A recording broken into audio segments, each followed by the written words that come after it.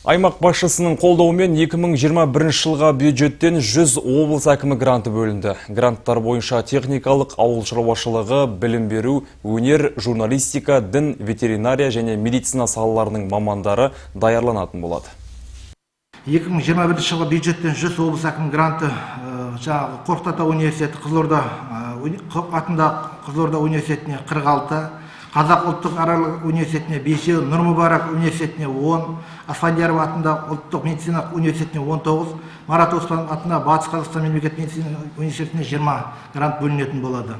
Облыс әкімінің грантына үміткерлерді айтатын болсақ, балалар үйінің тәрбиеленушілері, мүгедектігі бар балалар, жетім балалар, ата-анасының қамқорлығынсыз қалған балалар, асыраушысынан айырылған отбасылардың балалары, ата-анасының екеуі де зейнеткер болып табылатын балалар, ата-анасының екеуі немесе біреуі мүгедек болып табылатын балалар, көп балалы отбасылардың балалары, аз қамтылған балалардың отбасылардан шыққан балалар есептеледі. Аталған санаттар бойынша әлеуметтік көмек тағайындау кезінде отбасының өткен 90-дағы табыстары есептелетін болады.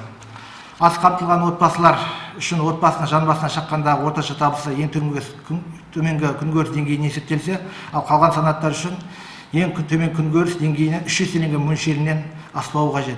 Атап айтқанда, орыс тілі және әдебиеті пәнінің мұғалімі мамандығына 10 грант, математика пәнінің мұғалімі мамандығына 7 грант, мал шаруашылығы мамандығына 5 грант, азық-түлік өнімдерінің өндірісі мамандығына 5 грант, инженерлік желілер мен жүйелер, инженер-механик, энергетик мамандықтарына 5 грант, су ресурстары және суды пайдалану мамандығына 5 грант, журналистика және репортер ісі мамандығына 3 грант, және дәстүрлі музыка өнері, жыршылық өнер мамандығына 6 грант бөлініп отыр.